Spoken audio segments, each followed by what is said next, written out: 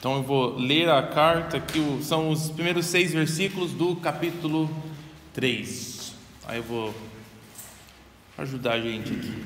Parece que faz tempo, né? Mas só faz uma semana que a gente não está junto. Mas a minha sensação é que, sei lá, parece que foi bem mais. 2 semanas que a gente está junto, né? Mas perdemos só um domingo. Tá bom, vou ler. Ao anjo da igreja em Sardes escreva: estas são as palavras daquele que tem os 7 Espíritos de Deus e as 7 estrelas. Conheço as suas obras. Você tem fama de estar vivo, mas está morto. Esteja atento. Fortaleça o que resta e que estava para morrer, pois não achei suas obras perfeitas aos olhos do meu Deus. Lembre-se, portanto, do que você recebeu e ouviu. Obedeça e arrependa-se. Mas se você não estiver atento, virei como ladrão e você não saberá a que hora virei contra você. No entanto, você tem aí em Sardes uns poucos que não contaminaram as suas vestes. Eles andarão comigo, vestidos de branco, pois são dignos. O vencedor será igualmente vestido de branco. Jamais apagarei o seu nome do livro da vida, mas o reconhecerei diante do meu Pai e dos seus anjos. Aquele que tem ouvidos, ouça o que o Espírito diz às igrejas. Vamos orar e aí a gente começa aqui. Senhor, nós estamos estudando essa carta para Sardes e queremos ter esses ouvidos que escutam o que o Teu Espírito está dizendo. Sabemos que foi escrito para essa igreja especificamente, mas que o Senhor tem algo a nos dizer também. Queremos entender isso e queremos também aprender mais de como essa parte aqui dessa carta se encaixa na carta maior que João escreveu, o livro todo de Apocalipse. Então nos ajude durante esse processo aqui hoje de manhã. Amém. Ok, esse é o texto nosso de hoje, esses 6 versículos, e queria, como as outras vezes, de nós revezamos um pouco o livro como um todo. Só que, mais especificamente, essa parte das cartas. Tem 7 cartas, né? Sabe qual carta nós estamos, das 7? Sim, mas... É a 5ª carta, então nós estamos chegando no final. Vamos ver se a gente consegue lembrar, sem a gente olhar muito, do que nós já temos visto nessas cartas. E lembrando que essa sequência de cartas não é aleatória, lembrando que João escreve... Bem possível que ele escreveu as cartas individuais, depois ele pensou como que eu quero colocá-las juntas, que ordem que eu quero ter, como é que eu quero grupar elas quando eu escrever minha carta total, de todos os capítulos, né? Então, primeira carta para Éfeso, qual foi um tema ou alguma coisa que nos ajuda a lembrar sobre essa igreja? Isso, carta do primeiro amor. Temos um coraçãozinho. E o que a gente definiu que é o amor aqui? Era um sentimento? Era... Oi? Desculpa. Não. Era obediência, especificamente era as obras que eles não estavam fazendo. Eles precisavam voltar para as primeiras obras, que diz o texto. Então, o primeiro amor, ele é um jeito de descrever as primeiras obras dele. Seja obras que foram feitas com muita vontade, seja qual é o sentido por trás do amor, mas ela representa na totalidade as coisas que eles faziam no início. Que eu acho que quando a gente vê todas as cartas juntas, a gente vê que isso quer dizer representar Jesus e falar sobre Ele, compartilhar de todas as formas, né? No falar, na vida, de não ter vergonha de ser associado com outros cristãos, que era o desafio deles, né? Por grande parte de uma cultura que você precisava reconhecer outros deuses. Então, para ser um cristão, você iria falar: eu só sigo um Senhor, só tenho um Rei de verdade, eu respeito e obedeço o César, mas eu não vou sacrificar nada a ele, porque ele não é nada mais do que um homem. Enfim, então é bem possível que o jeito que essa carta está aqui no início, esse amor tem a ver com isso, essas obras.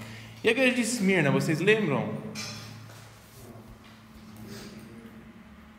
Sem olhar, alguém consegue lembrar? Eu vou dar uma dica daqui a pouco, mas sem olhar. Era a igreja que fazia algumas coisas? Sim, fazia algumas coisas. Eu vou dar uma dica aqui, ver se ajuda.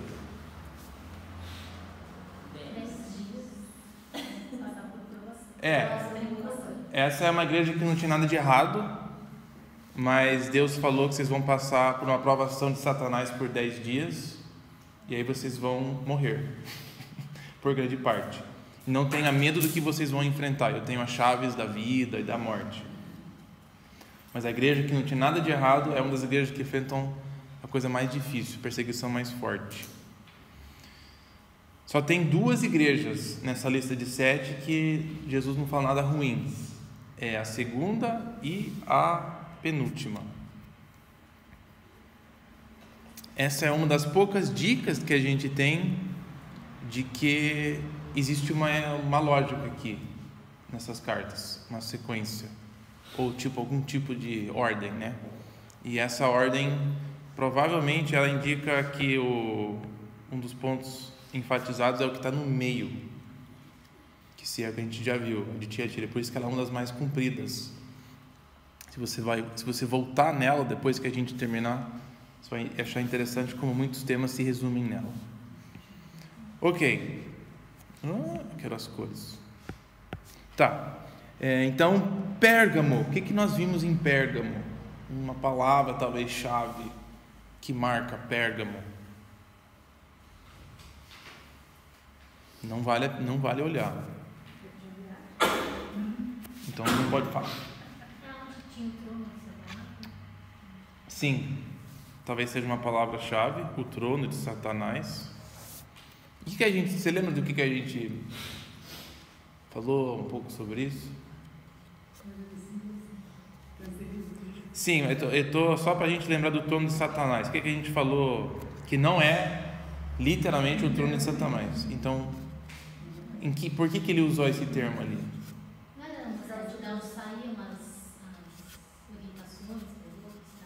Era o capital do centro religioso em relação ao César. Então, a gente viu que no livro total, de 1 a 22 de Apocalipse, João usa ou fala sobre Satanás, o dragão, e como ele usa o sistema político da época, ele se manifesta naquelas formas. Então, era uma referência à adoração ao César, ao Império Romano, e dali estavam saindo as leis religiosas que a Ásia seguia. Então ele podia chamar aquela cidade do trono de Satanás por causa disso. Mas representa como Satanás usa os meios humanos. Ele não precisa de uma pessoa que se chama anticristo com esse título, que está pedindo que as pessoas adorem Satanás. Ele trabalha bem mais sutilmente, né?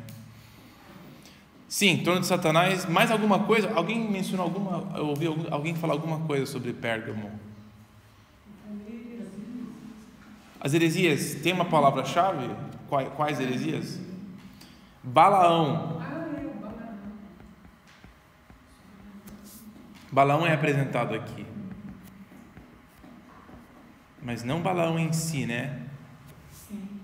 Mas ele é mencionado assim por... aí na Tiatira nós temos a Jezabel, que seria a palavra-chave aqui pra gente. E temos o código aqui, sexo e comida, que se tornou a representar a tentação do sincretismo, de eu adorar Deus e também ao mesmo tempo outros deuses. É isso que o sexo e comida representa com Jezabel. A tentação do povo abrir mão de algumas coisas, né, como cristãos, e de reconhecer ou talvez participar de cerimônias onde outros deuses estão sendo reconhecidos, para eles terem medo de serem expulsos da sociedade, expulsos do sistema econômico, de perseguição até de morte. Isso seria hipocrisia.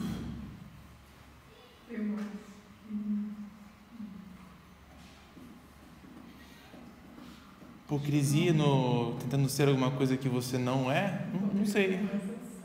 Isso aqui é mais medo, né? Eu quero ser aceito, então eu vou participar.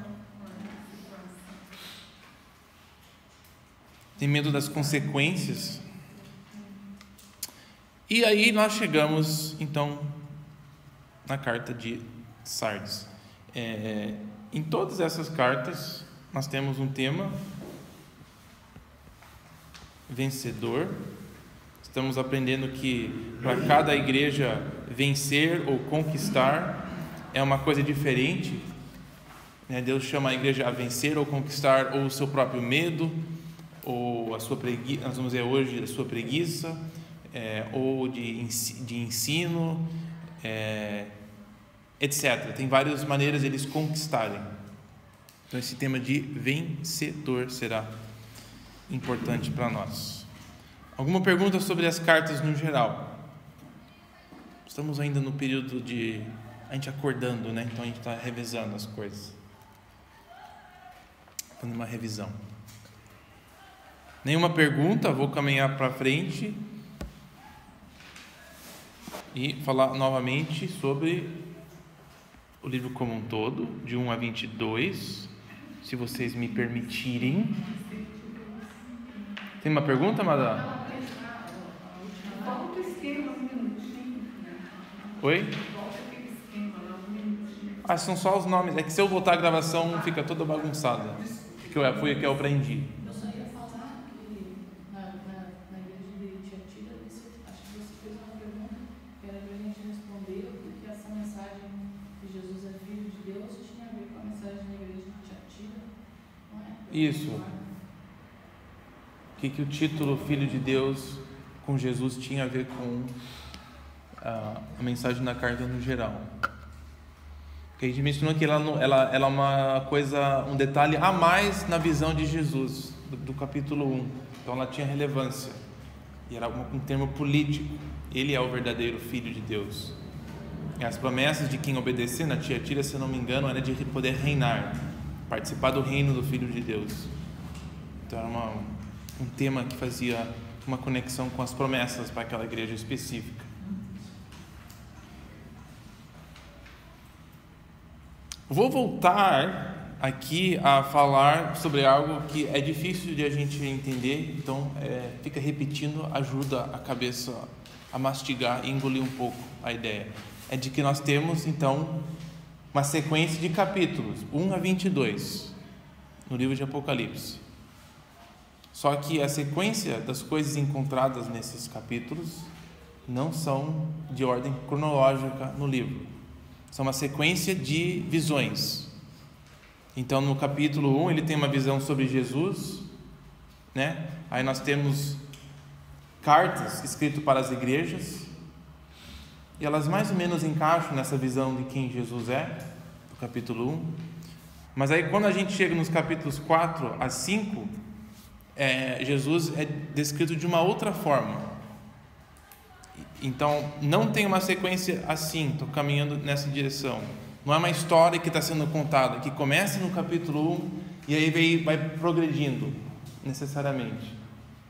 A sequência aqui é apenas a visão começa no capítulo 1, aí depois nós temos cartas, aí nós temos uma outra visão sobre Jesus, e algumas vezes as visões, a divisão de visões aqui, elas podem ser uma antes da outra, em termos do que aconteceu na vida, no que ela se refere, na linha de tempo.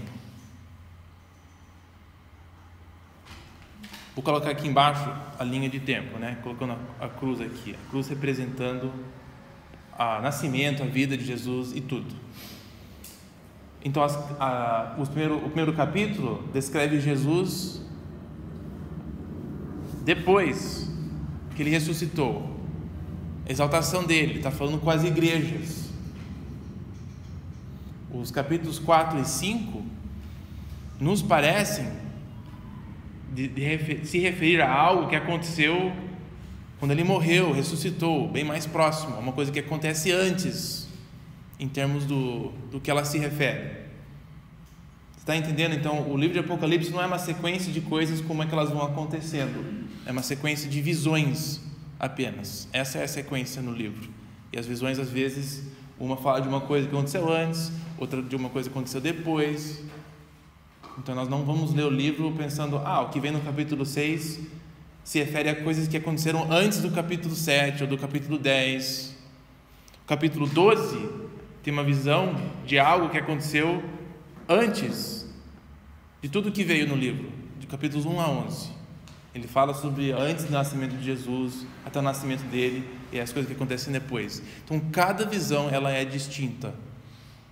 Então a gente identifica as visões, a gente faz marcas no livro para separar cada visão. E aí a gente aprecia cada visão nos seus próprios termos. Alguma pergunta sobre isso? Isso eu vou tentar repetir todas as vezes que a gente estiver aqui. Conforme a gente for fazendo mais, a gente vai colocando mais aqui em cima. Mas até agora estamos nos capítulos iniciais. É uma das coisas meio chatinhas assim de ter na cabeça. Seria mais fácil se fosse uma sequência, né?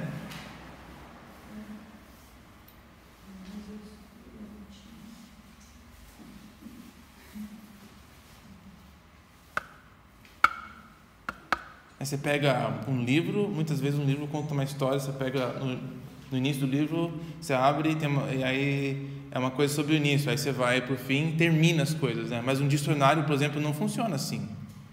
Um dicionário não conta uma história, é uma lista de significados. Você pode pegar ela em qualquer lugar e ela vai ter algo para te falar sobre aquela palavra. Eu não preciso ler o início do dicionário para saber usar o meio, nem o fim, né? Então, Apocalipse seria um pouco parecido com isso. Não é necessário para mim ler o capítulo 12, mim ler os outros antes, para mim poder entender alguma coisa. Ela não segue uma sequência. Estamos acordados? Ok. Então,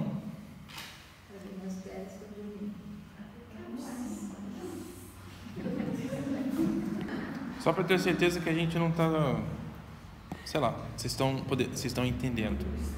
Então podemos caminhar para a carta de por que eu estou falando isso?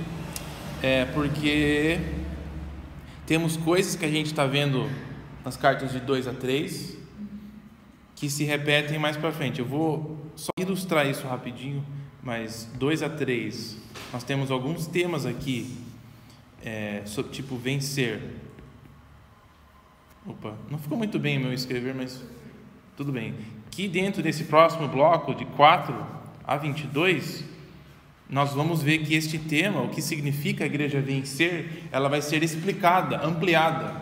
Então, algumas coisas que a gente está lendo aqui parece que fica meio confuso, porque a gente não sabe tudo o que ele quis dizer. Balaão, Jezabel, a gente compreende algumas coisas, mas parece que está faltando para a gente algumas informações.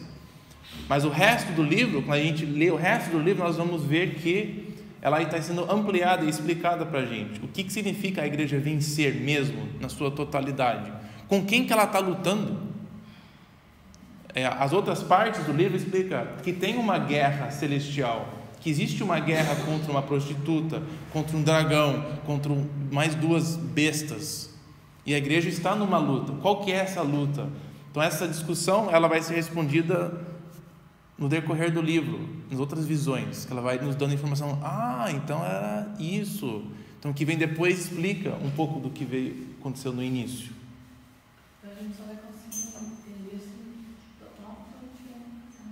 Total sim, mas não é que a gente não entende nada até lá, é mais que conforme a gente for indo, a gente vai olhando para trás e as coisas vão se encaixando, vão se repetindo. É uma leitura.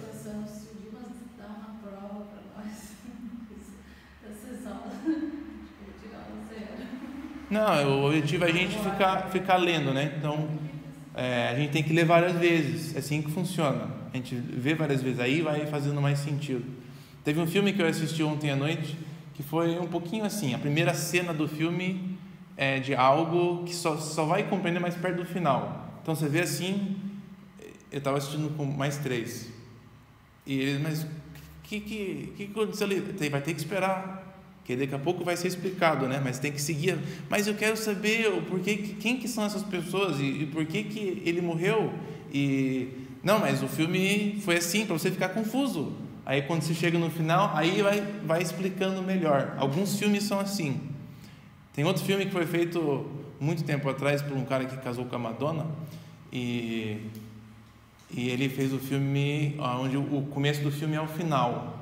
Aí o filme vai indo, ele vai indo para trás.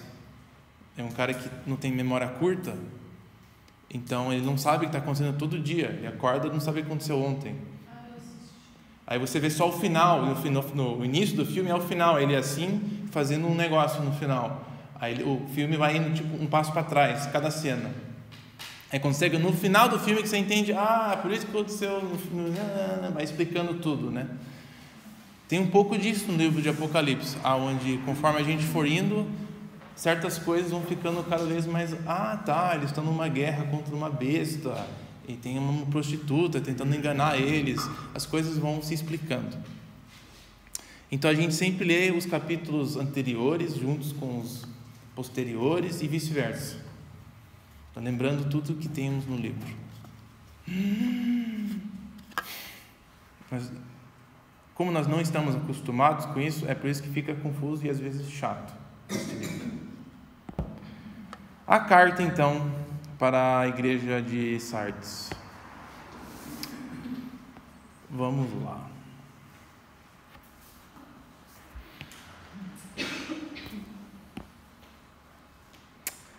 Primeiro versículo: ao anjo da igreja em Sardes escreva. E o que segue é aquela descrição chave sobre Jesus, chave no sentido de que ela tem algo específico a nos falar, que tem a ver com a mensagem da carta, né? Das palavras daquele que tem 7 Espíritos de Deus e as 7 estrelas. O que é isso daqui, esses 7 Espíritos de Deus?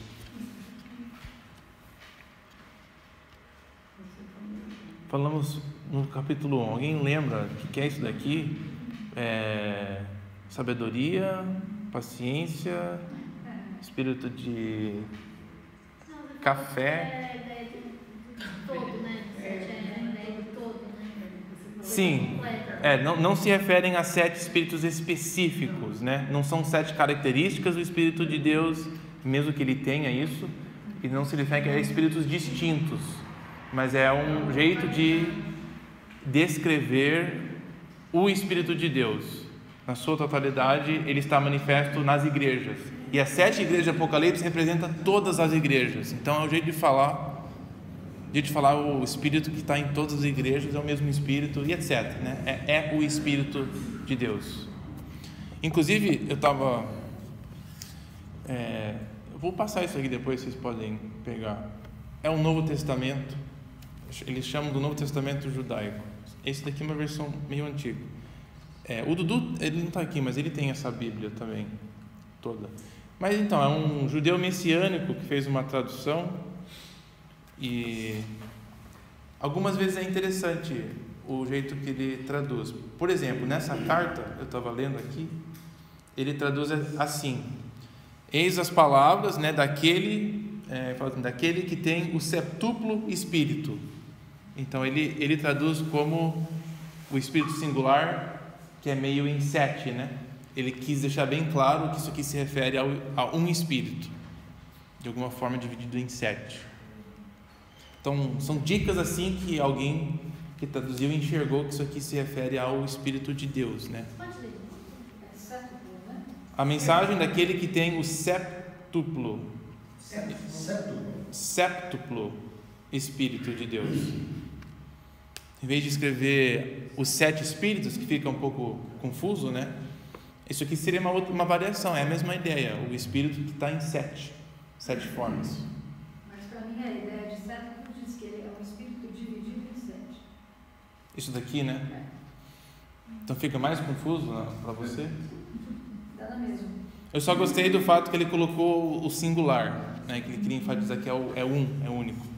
Enfim, tá? Se quiserem passar aí e dar uma olhada, é interessante. Se você quiser adicionar ele na sua biblioteca pessoal, ele vale a pena. Esse, como também ele tem o completo do Antigo e do Novo. Tá, então isso daqui, os 7 Espíritos, sim, representa o Espírito singular, o Espírito de Deus. Ou, como eu escrevi aqui, o Espírito. Português diferente. Gente, é uma piada. O Espírito de Deus. Tem um I bem pequenininho? Então, Espírito. E essa noção de ter as 7 estrelas, o que é isso? O que isso é? A tradução fala assim, os 7 Espíritos e as estrelas. Fala as 7 estrelas. Mas o 7 ali está em uma posição de adjetivo nos 2 termos. Então ali... As estrelas são os anjos das igrejas, né? Sim. Então, o que seria o significado por trás deste símbolo das 7 estrelas? Os mensageiros de cada igreja, aquele que representa a igreja. Sim, é isso que a ideia representa, né? Mas o que isso está nos dizendo sobre Jesus?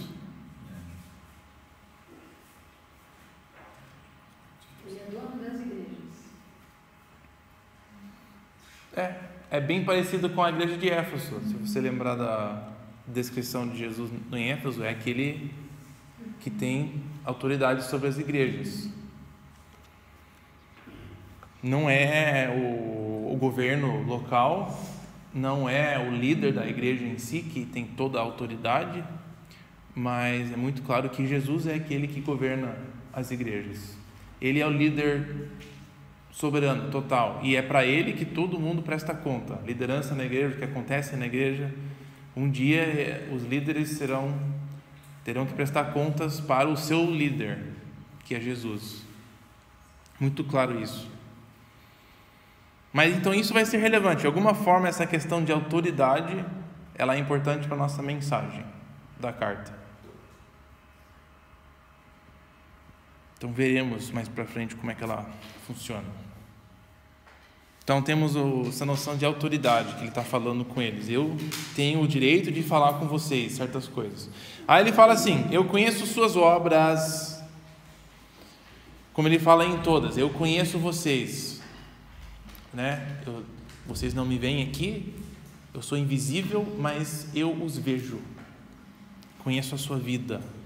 Agora, o que está faltando nessa carta é alguma coisa positiva. Ele fala quase nada positivo, mas geralmente é o que segue logo depois. Eu conheço, né? Eu conheço suas obras, vocês fazem assim. Mesmo as ideias bem ruins, ele começa com positivo, para não totalmente derrotá-los.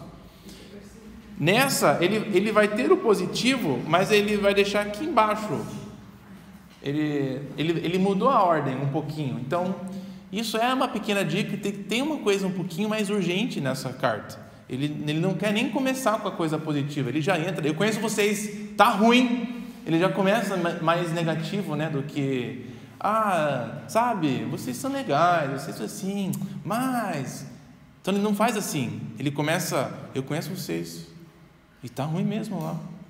Ele não perde tempo no início tentando deixar mais fofinho as suas palavras. Ele chega forte, né? Então isso já é uma indicação de que o problema aqui é bem mais sério talvez do que as outras igrejas. A situação está mais precária. Então já fica meio nesse nível, né? Você tem fama de estar vivo, mas na realidade você está morto. Você tem fama de estar vivo, mas na verdade vocês estão mortos. O que ele quer dizer ali? Coloquei um rodapé dentro dessa palavra fama. Não sei se todas as traduções têm fama, mas a palavra que se encontra aqui é literalmente a palavra nome. A ideia por trás é fama, é reputação mesmo. Mas é interessante a gente manter a palavra nome aqui, porque a palavra nome acontece várias vezes nessa carta. E é um jeito de a gente não esquecer da mensagem dela. Você tem um nome de estar vivo, mas você está totalmente morto. Como eu coloquei no rodapé, é muito interessante a gente pensar na questão dos nomes. Você ter um nome, isso aparece algumas vezes no livro de Apocalipse. Nomes, o fato de ter nome é relevante. Então, no final, hoje, se a gente tiver um tempo, a gente volta a rever esse tema no livro. Eu não estou fazendo isso agora só para a gente ter certeza que a gente completa o texto de hoje. Então, você tem um nome de estar vivo, mas está morto. O que isso quer dizer? Provavelmente tem a dizer que você, igreja, tem uma reputação, é bem reconhecida na sociedade, de ser uma coisa boa, de ser uma igreja ativa, você contribui aqui, você é bem respeitada, mas a sua fama, talvez, que foi baseado em alguma coisa no início da sua história, ela não corresponde mais com a realidade atual de vocês. Eu acho que isso tem a ver com o tempo. Então, a igreja de Sardes era uma igreja que começou agindo de alguma forma, bem conhecida, indo bem, mas aí, com o passar do tempo, talvez a segunda geração da igreja, porque ela não teria muito tempo aqui, mesmo João, se ele escreveu no primeiro século, no final do primeiro século, não teria tempo de ter uma terceira geração. Então, no máximo é a segunda geração, se não for ainda a primeira. Que ele fala para eles, mudou as coisas, viu? E agora vocês só têm a reputação de ser aquela igreja lá de Sardes. Vocês não são mais aquilo. Aí ainda fica meio nebuloso, né? O que é esse significado? Precisamos ler um pouquinho mais para a gente enxergar o que será que talvez que aconteceu. O que ele quer dizer com vivo e morto, né? Neste caso.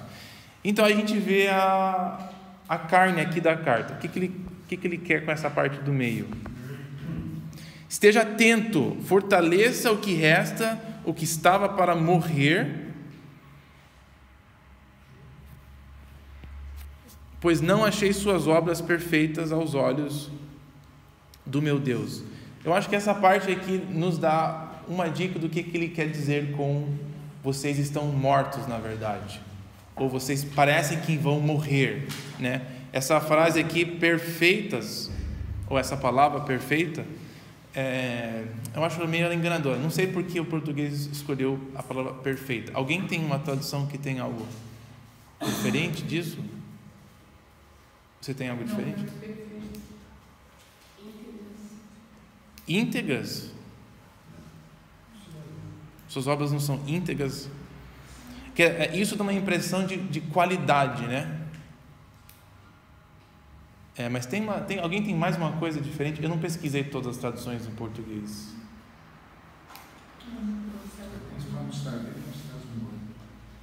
No versículo 2, desculpa, Ion. Agora, o vigilante consumido ao resto estava para morrer, pois não achei perfeita a tua armadura diante do meu Deus. Perfeito, interessante. O que nós temos aqui é a palavra completa, na verdade, apenas. Não é perfeita. Não foi realizado.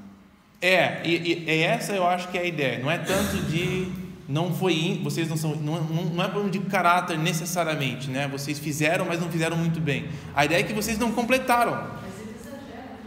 Nada do que foi feito, pois nada da obra de Deus foi realizado. Que tradução é essa? Aqui fala consumidor. A mensagem às vezes exagera um pouco. A nova linguagem de hoje fala que o que vocês fizeram não está ainda de acordo com aquilo que meu Deus exige.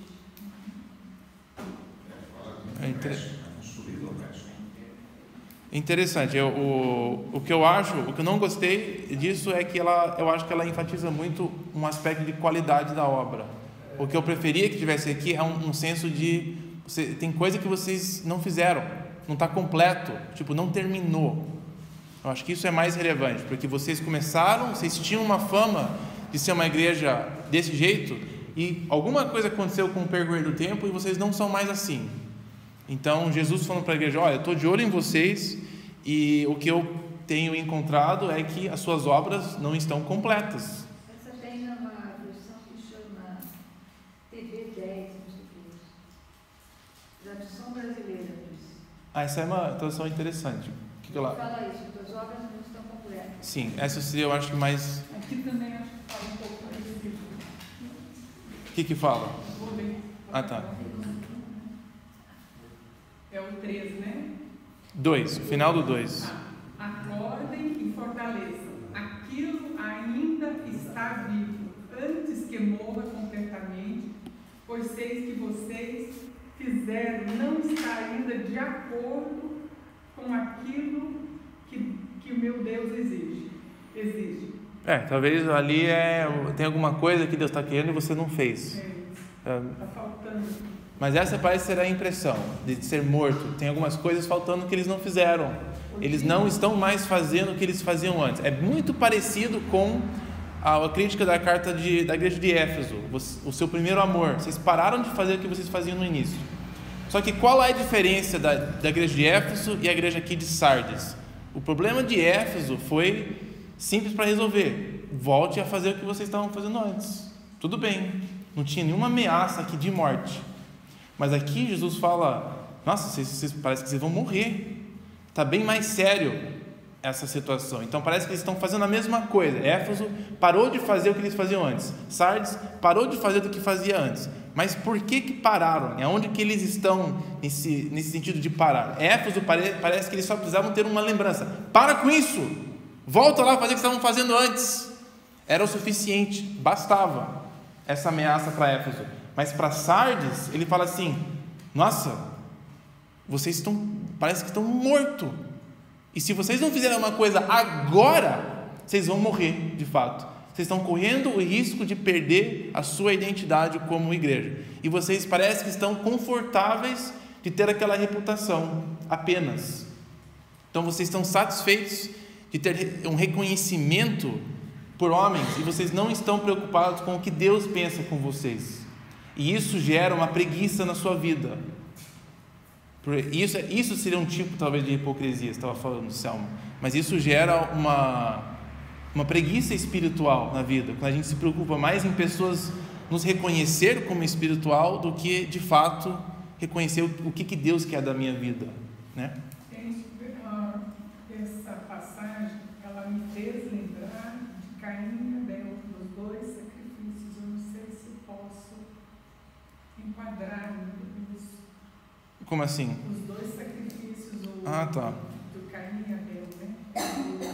Caim matou Abel, Caim fez um sacrifício também de aparências, achando que com aquilo ele estaria mostrando para Deus e para os outros, mas que o coração dele não realmente pensa assim, não era aquilo que ele queria, ele estava mais ou menos isso quando ele fala de não achei as tuas obras perfeitas. Entendo, então aquela frase para você, invocou para você aquela história de Deus em contando sua... Entendi. Eu me lembrei de Caim e Abel quando eu li esse texto. Eu não sei, as intenções de Caim é difícil para a gente acertar, né? Mas o fato de que Deus avalia e Ele mede a gente, isso aqui é uma coisa interessante, que nem Deus chegou e falou, Caim, esse sacrifício não é válido, né? A mesma coisa está acontecendo aqui, Jesus com a igreja falando, o que vocês estão fazendo não é bom o suficiente, não em termos legalistas, né? Mas é uma visão de Jesus, isso que para mim é interessante do Apocalipse, e a gente fazer essas observações sobre Jesus. Ele está aqui medindo as obras da igreja, está faltando, o que é esperado de vocês não estão fazendo. O compromisso que vocês fizeram comigo, vocês não estão completando a sua parte. Interessante pensar em Jesus cobrando isso da igreja e disciplinando ela. Sim, ele avalia as intenções e também avalia o fato que não está sendo feito, o que a igreja deveria fazer. Ela foi criada para ser uma lâmpada, né, uma luz. Então, por várias razões nessas igrejas, a gente vê que a maioria não está incompleta. A situação da igreja não estava bonita no primeiro século. A gente escuta tanto de vamos voltar para a igreja primitiva, vamos ser mais que nem era em Atos. Tudo bem, mas saiba que eles também tinham uns problemas enormes, ao ponto de que, quando João escreve, ele diz que das 7 igrejas que representam todas, só 2 estão tudo bem. Só 2 merecem enfrentar as dificuldades, porque as outras não iam nem aguentar de verdade, né? Ser colocadas numa posição dessa. Mas as 5 precisavam de uma disciplina bem forte. No português, a palavra perfeita quer dizer 100%. Uma coisa exata, uma perfeição. Algo assim que não tem erro, não tem deslize. Pode ser até que seja um pouco, como falamos antes, um pouco de exagero, né? Porque claro que Deus não exige 100% da gente, Ele sabe que a gente não é capaz de fazer isso. Eu acho que a ideia era que mais o acordo que foi feito vocês não estão cumprindo e está deixando muita coisa ali que eu quero que vocês façam, e vocês estão satisfeitos em apenas ser visto como pessoas que são assim. Vocês não estão preocupados em de fato fazer aquilo. Então o problema está no seu coração, né? O problema está bem mais fundo. Então por isso que ele tem que ameaçar forte. E ele fala aqui, né, o que resta, o que estava para morrer. Alguém leu aqui uma tradução que fala o que vai logo morrer. A ideia é de uma coisa bem iminente. Se você não tiver uma mudança, é possível que tenha uma consequência meio permanente na igreja. Então a igreja, ela está em uma situação bem mais precária do que a igreja de Éfeso. Parece para mim que é mais preguiça. Estou satisfeito com o jeito que as coisas estão. Está bem acomodado isso. Mas se o coração tem intenção, sempre está intencionado, sabe, do lado de Jesus,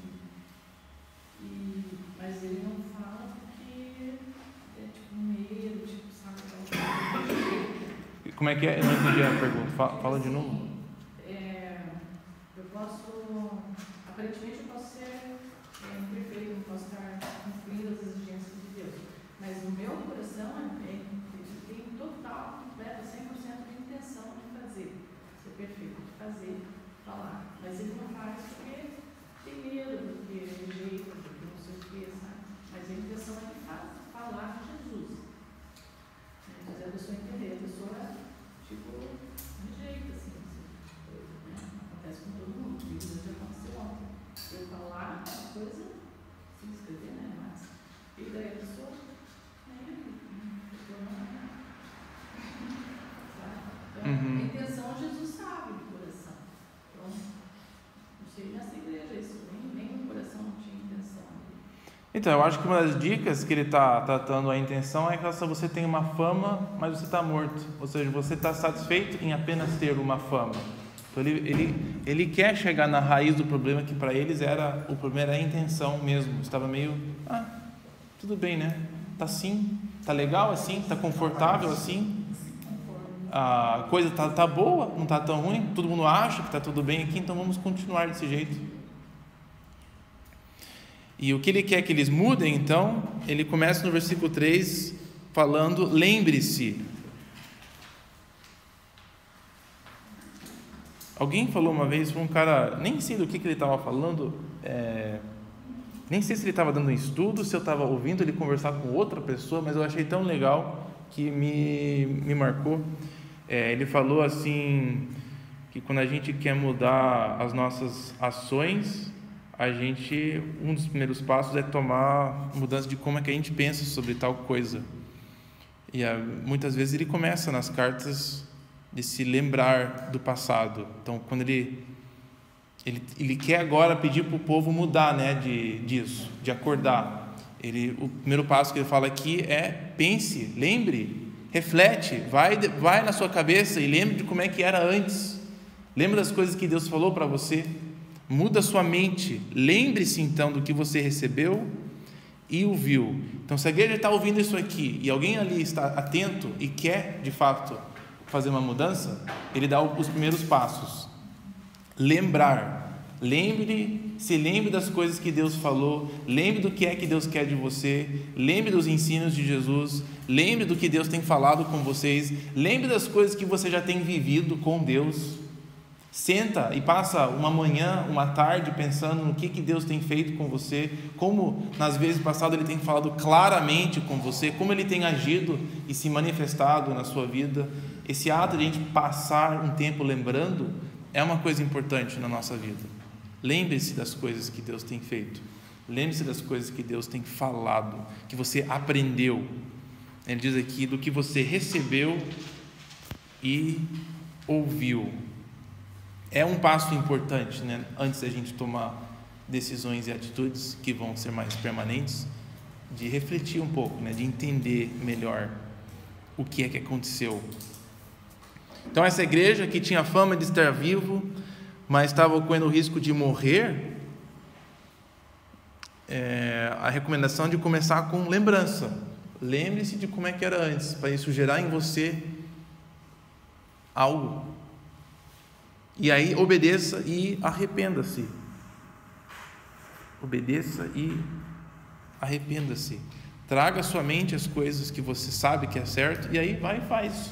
Relativamente simples, né? Parece.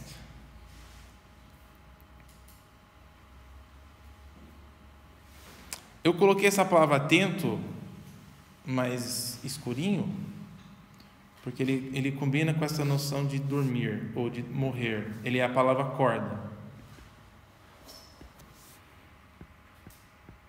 Então, tipo, parece que você está num sono. Você está tomando uma soneca aí. E se você não acordar agora, você não vai acordar nunca. Seria, eu acho que mais ou menos assim uma ideia. Ou igreja, você está confortável ali tomando uma soneca, e se você não acordar agora, não vai dar mais. Essa é a ameaça. Ele fala assim: se você não acordar, virei como um ladrão, vou te dar um susto, e você não saberá a hora que virei contra você. Observação: essa imagem de vir como ladrão é sempre uma coisa negativa. Nunca é positivo um ladrão te surpreender. Pelo que eu entendo na minha experiência de vida e pelo que eu tenho lido e assistido no jornal, um ladrão te surpreendendo é quase sempre uma coisa negativa, né? Não é sempre, ele não vai te surpreender dando alguma coisa para você que ele roubou de outra pessoa. Ah, bom dia, tá aqui, roubei isso aqui, tá, quero te dar um presente aqui, R$100 que eu achei no chão. O ladrão surpreendendo alguém é sempre ruim. E esta é a imagem que Jesus quer se associar com a igreja. Não é interessante isso? Eu vou aparecer aqui que nem um ladrão. Por quê? Porque ele, infelizmente, vai fazer alguma coisa ruim. Não que ele vai roubar alguma coisa que não é dele, né? Mas é que a pessoa não está pronta e vai receber uma surra. Então, ele avisando que a experiência que essa igreja tenha com Jesus não seja que nem um ladrão. E é meio triste isso, né?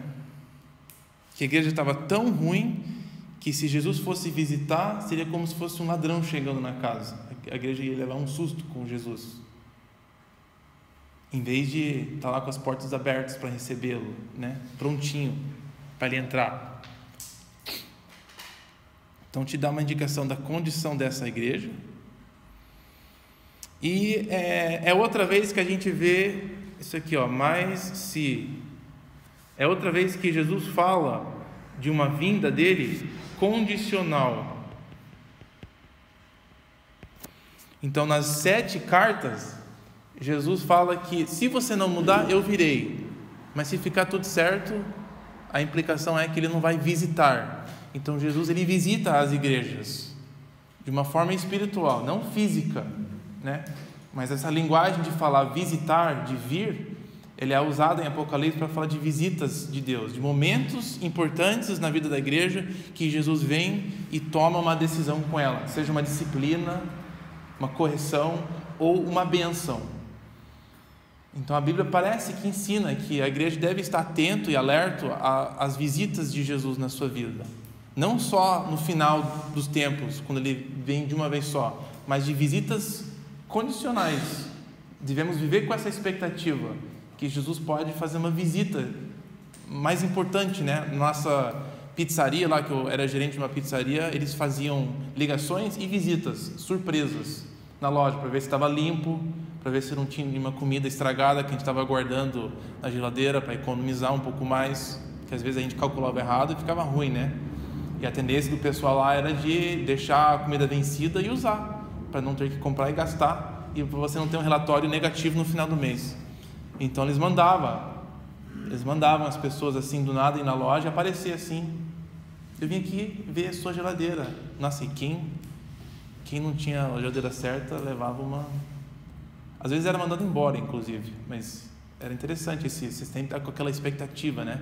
Pode ser hoje que eu vou ser visitado por alguém. E essa é mais ou menos a sensação aqui nessas cartas, Jesus falando, eu estou aqui todo o tempo, mas pode ser que eu vou fazer uma visita mais especial com vocês. Eu tenho esse direito. Vai, desculpa. Fazendo uma coisa de ver alguém, não sei, um raio, não sei.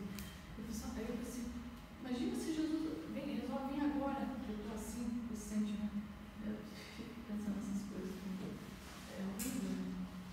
Será que ele vai me perdoar? Será que eu vou pro céu? Será que eu vou perder a salvação se eu chegar quando eu estiver assim?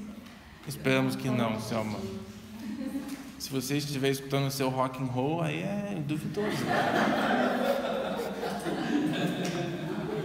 Tô brincando, não é verdade.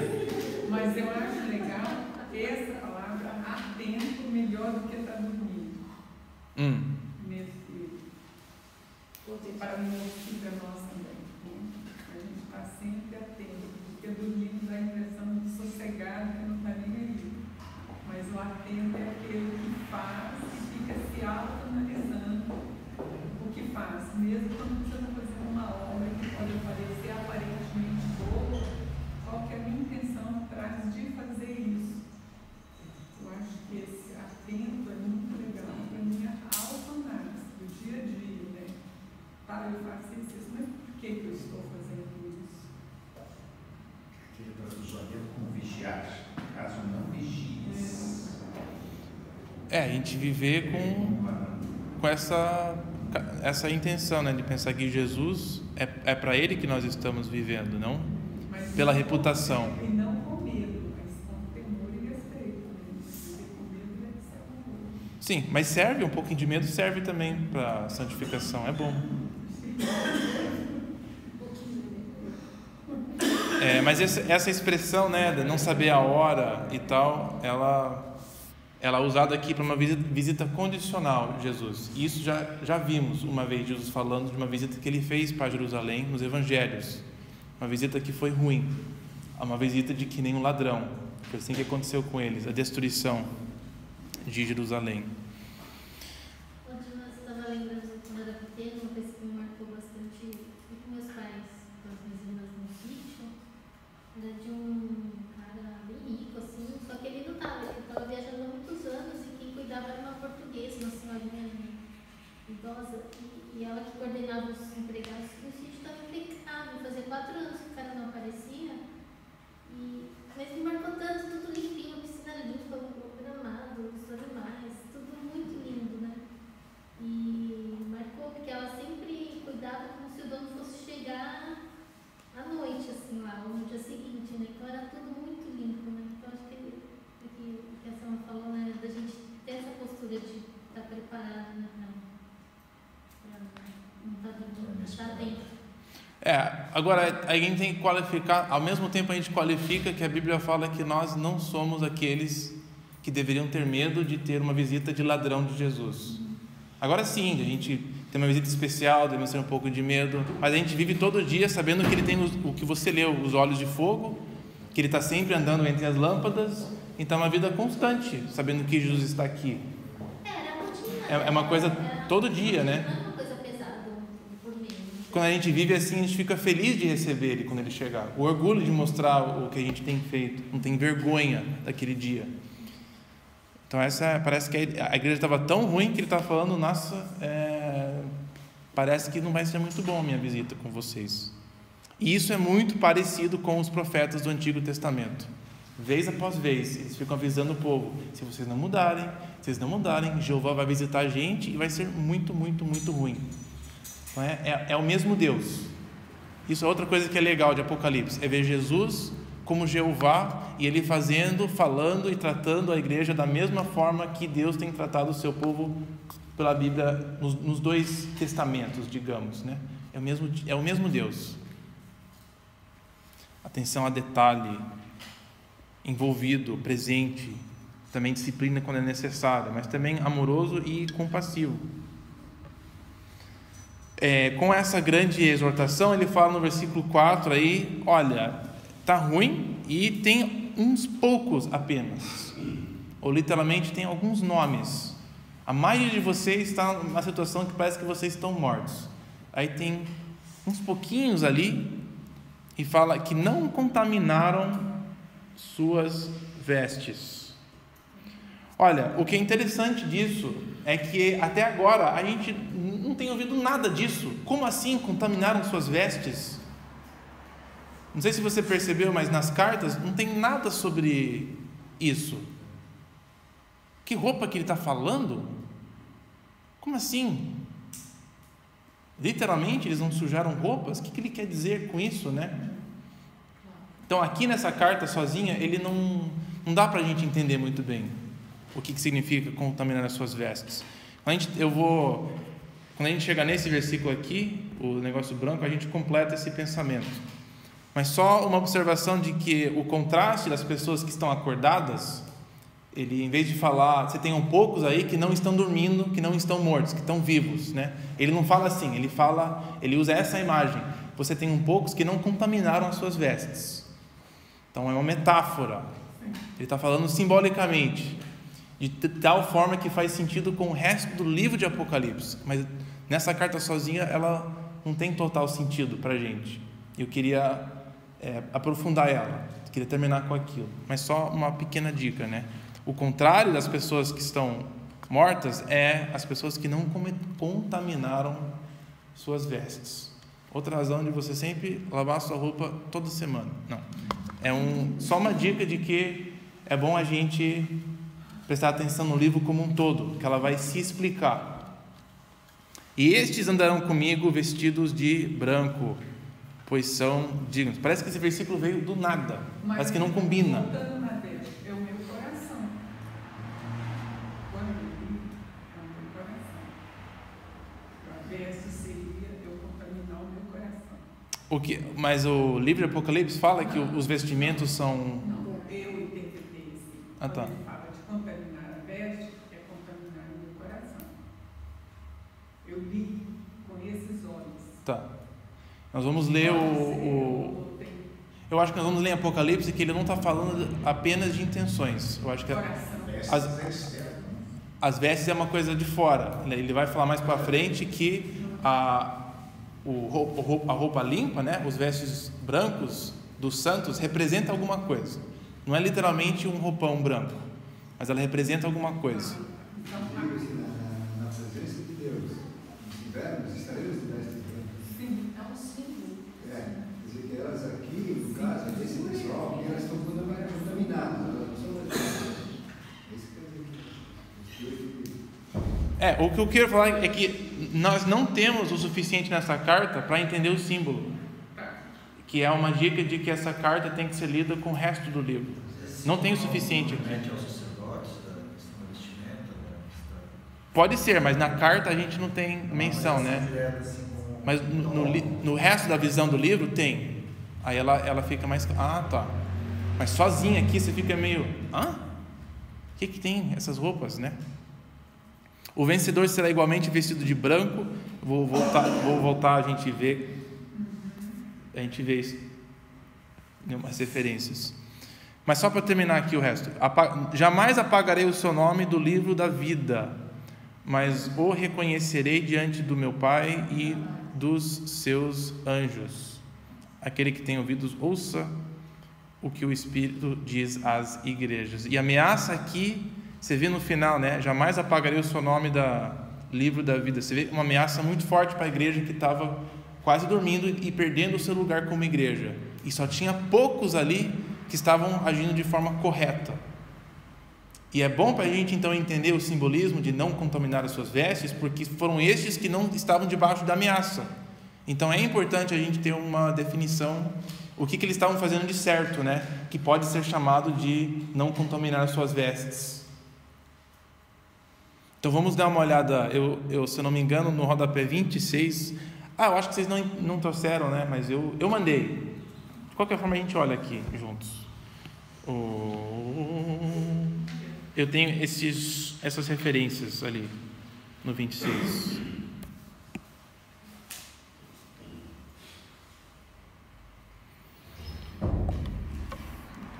Mas não, eu acho que a gente não precisa ler todas, mas vamos ler a de... eu acho que só... Vamos ler de 6, o capítulo 6. 6, de 9 a 11. Na verdade, não quero esse também. Mas vamos para o capítulo 7. Sim. É que eu coloquei todas as vezes que essa imagem aparece, mas não precisamos ler todas elas. Depois você pode ler elas. Mas o que eu acho que seria o suficiente para nós é o de 7, 3 a 14 e depois o 19 e 8.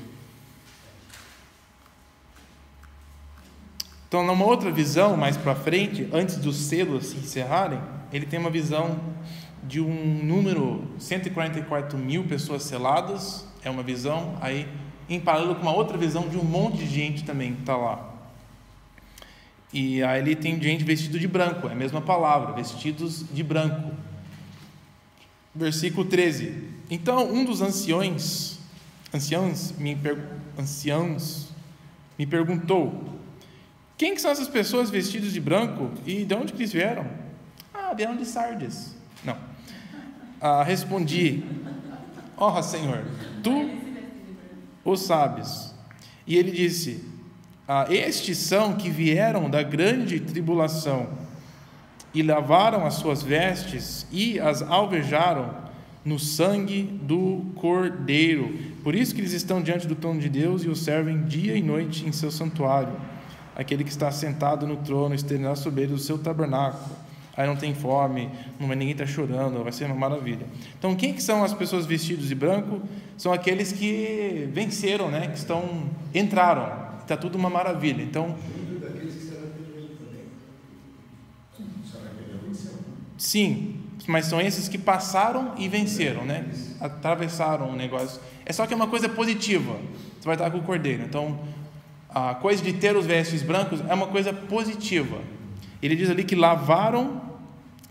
alvejaram no sangue, lavaram as suas vestes e alvejaram no sangue do Cordeiro, o sangue purificador, é seu relacionamento com o Cordeiro que deixou as vestes branquinhas, né? E deram para eles o privilégio de estar juntos do Cordeiro. Eu acho que tem a noção de completude da obra, que não é a perfeição, a roupa sempre ficou branca, mas ela passou pelo processo de ser lavada e ser alvejada novamente. Sim, alguma coisa tem a ver com o Cordeiro que tornou possível que as suas vestes foram limpas, né? Então, aquela igreja que não contaminou as suas vestes, eu acho que ainda não ficou bem claro, mas o veste branco é esses que têm essa relação com o Cordeiro, que recebem isso. Agora, 19:8.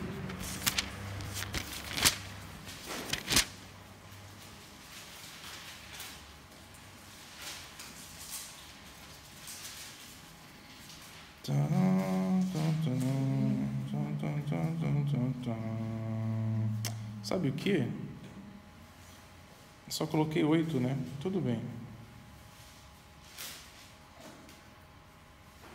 A gente vai ler um pouco aqui, mas depois eu vou ter que achar. Enfim, mas podemos começar no versículo 6. Tá? Versículo 6. Então ouvi algo semelhante ao som de uma grande multidão, como um estrondo de muitas águas e fortes trovões, que bradava: Aleluia! Pois reina o Senhor, o nosso Deus, o Todo-Poderoso. Regozijemo-nos, vamos alegrar-nos e dar-lhe glória, pois chegou a hora do casamento do Cordeiro, e a sua noiva já se aprontou. Para vestir-se foi-lhe dado linho fino, brilhante e puro, essas roupas novas. O linho fino são os atos justos dos santos. No dia de casamento, né, que ela venha a ter mais intimidade com o Cordeiro, esse linho branco, puro, bonito, essa roupa de fora, ela representa os atos, as obras, as boas obras. E nas cartas nós temos visto que as boas obras são manter o testemunho da palavra de Deus, de não nas igrejas, né, tem várias formas que o vencedor aparece. É de vencer o medo, é de não o sincretismo, né, de não adorar outros deuses ao mesmo tempo. As obras dos santos é na sua vida dar testemunho ao Evangelho, à pessoa de Jesus, através da sua conduta. E isso se tornou a roupa branca que ela é usada, que é lavada no sangue do Cordeiro. Então, eu acho que a ideia por trás aqui da roupa é que o relacionamento com Jesus nos purifica e produz também em nós uma vida nova, e as obras que a gente faz é o fruto disso, e se tornará algo que nós nos vestimos, que dará honra e glória a Deus, o trabalho de Deus em nossas vidas, e que no final será visto, será reconhecido, será uma coisa linda e maravilhosa, será algo de orgulho que nós teremos, de Deus agir em nossas vidas e também nós dar de volta a Deus, né? Então terá um dia de reconhecimento dessa coisa bonita, dessa obra boa. Não contaminar as suas vestes é de você permanecer fiel nessa conduta. As pessoas que são seladas, que têm as roupas brancas, os 144.000, tem uma descrição delas interessante no capítulo 14.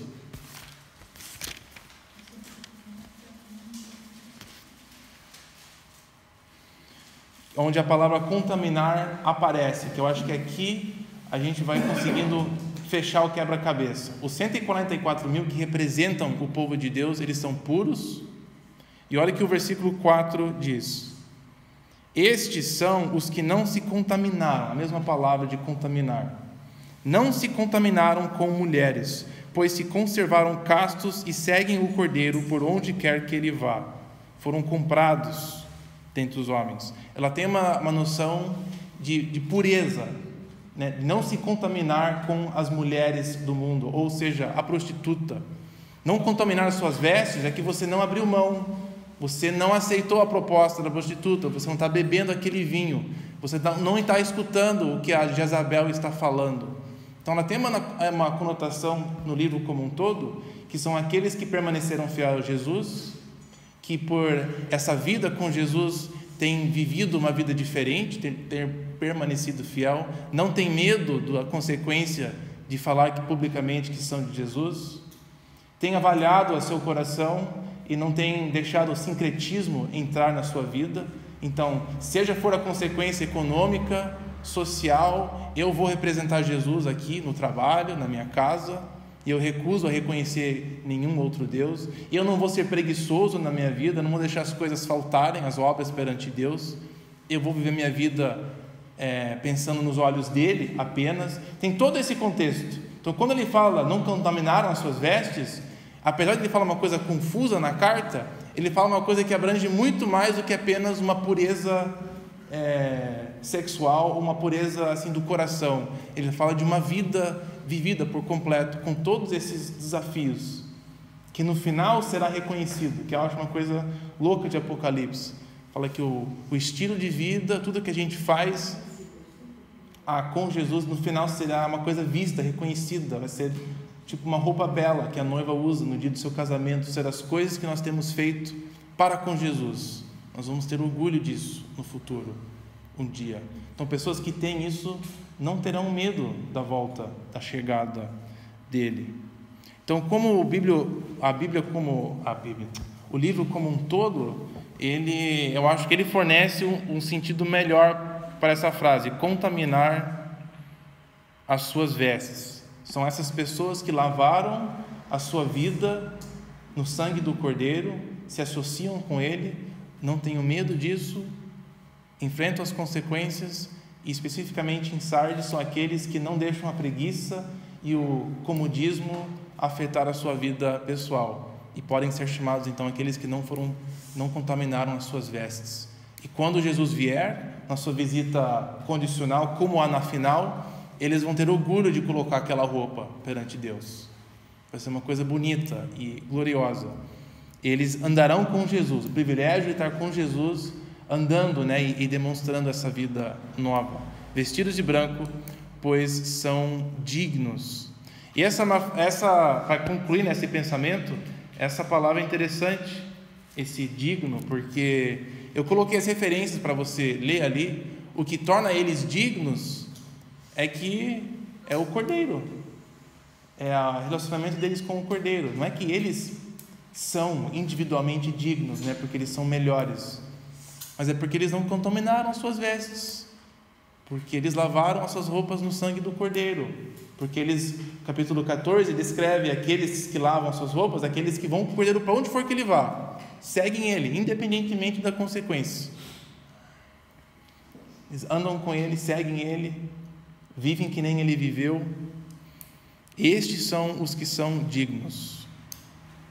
E o vencedor, então, será igualmente vestido de branco. Com certeza, o seu nome não será apago. Aí fala, reconhecerei diante do meu Pai. Jesus falando reconhecer. Eu coloquei ali para você que essa palavra é a palavra confessar. É Jesus declarar publicamente que nós pertencemos a Ele. Então, a nossa vida, a nossa conduta vai ser algo que Jesus confessará perante o Pai. Este aqui é meu, este daqui são um dos meus. A prova disso é na sua vida, a prova disso é que eu lavei a roupa dele com meu sangue, e um reconhecimento perante Deus. É uma coisa louca isso aqui, Jesus falando, né? Eu reconhecerei vocês perante o Pai um dia. Nossa, que uma inversão total. Eu confessarei o nome de cada um de vocês perante o meu Pai. Então você vê que a palavra nome, ela permeia essa carta, né? Vocês têm um nome que está vivo, mas vocês estão mortos. Vocês têm alguns nomes ali no seu meio que permaneceram fiel. E se vocês permanecerem fiéis, eu confessarei o seu nome diante do Pai.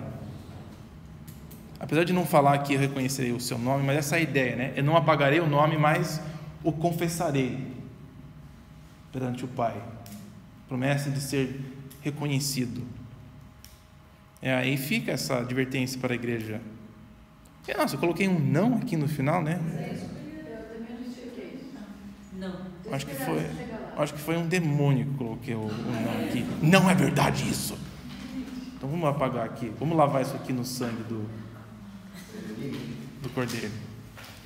Ouça o que o Espírito tem a dizer para as igrejas. Então, uma admoestação forte, uma ameaça, mas é uma das cartas que eu acho que vai ficando cada vez mais claro que a carta tem que ser lida à luz do resto do livro. E as últimas duas vai ter um pouquinho mais disso, na verdade. Coisas que no resto do livro fica, nós podemos ver o resto do livro como explicações das partes que se encontram na carta e vice-versa. Isso quer dizer que capítulos 4 a 22 foram escritas para as igrejas. E com isso podemos ler elas como algo escrito para nós também. Ok, gente, alguma pergunta? Eu consegui chegar nas coisas que eu queria fazer hoje, até antes do normal. Temos alguma pergunta, algum comentário, algo que vocês querem contribuir? Acharam? Eu achei interessante essa parte que Deus fala, não contaminarão suas vestes.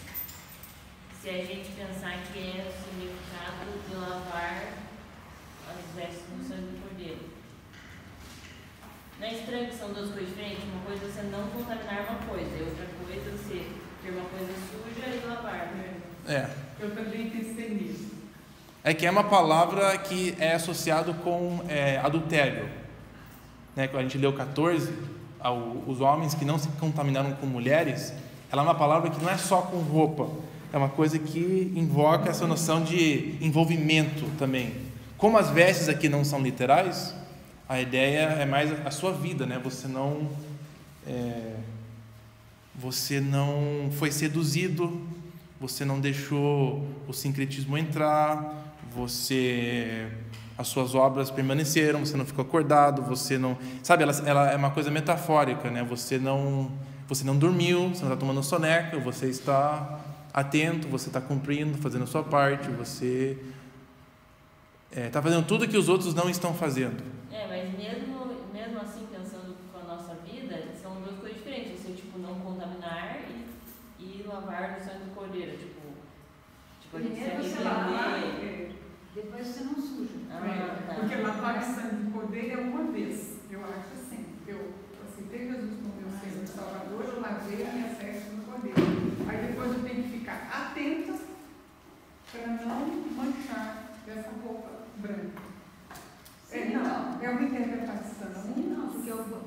eu peco, eu volto no sangue de Jesus, né? Sim, mas é isso. Eu estou lavando constantemente a minha roupa no sangue do Cordeiro. Quando eu aceito Jesus, eu ganho na roupa. Pode ser assim. Ganho na roupa. Pode ser. Podemos inventar. Eu acho que dos ângulos diferentes, né? Que a gente fala, vamos lavar. Que, às vezes eu explico até para adolescentes essa noção do perdão de Deus. Tipo, você foi lavado com algum sabão que não tem como mais você se sujar. Você pode andar na lama agora e você está limpo, porque o sabão é bem poderoso. Mas Jesus, para ficar limpinho, quer lavar no coração. Por isso que eu... Mas a metáfora, o que é importante é a gente ficar dentro da metáfora do livro. E a metáfora do livro é essas pessoas que não se contaminam com as doutrinas erradas, com a preguiça, com outras coisas. Sim, todas as coisas que a gente vê no livro, que tem um inimigo por trás querendo sujar o povo, né? Então ela tem essa associação, você não se envolver com a mulher adúltera, que é a mulher na besta, que é a Jezabel, que é uma série de coisas, que é coisa na cabeça e no coração. Então ela representa muito mais do que um aspecto só, seja o coração nosso ou seja as nossas ações. Ela é tudo. Sim, e coisas mais sutis que a gente imagina que é uma manchinha só, ninguém está vendo, não é bem por aí. Não sei. Não, mas legal. É legal a sua observação disso porque força a gente a pensar nos símbolos. Essa eu acho que era o objetivo da carta. A pessoa que está lendo fica assim, mas como assim? Aí você fica com aquilo até você escuta o resto da visão. Aí você, vou voltar e vou reler essa parte. Isso faz parte do estudo. Que é difícil, que a gente quer uma coisa agora, né? Pegar tudo de uma vez só. Então aqui a gente tenta ler as outras passagens, mas a intenção do autor é você ler e ficar confuso nessa parte e levar as perguntas com você enquanto você lê o resto, procurando as respostas em outros lugares.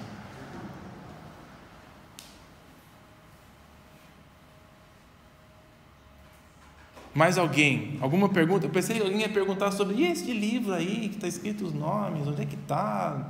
Não tem nenhuma pergunta assim. Que bom. Não, que bom porque você está vendo que tem... mas eu acho que você está começando a ver a dica, né? Quando a gente trata com símbolos, a gente não fica tão preocupado mas onde é que está esse livro? E qual o tamanho desse livro? E qual é a linha que está escrito os nomes nesse livro? Você não fica preocupado tanto nisso, porque ela é apenas mais a verdade que está por trás dela que é importante. Imagine antes do computador, como é que era esse livro? É o mesmo que tem o poder para abrir o livro, é o mesmo livro, não é só isso, não é? Oi? É o mesmo livro daquele que tem o poder para abrir o livro.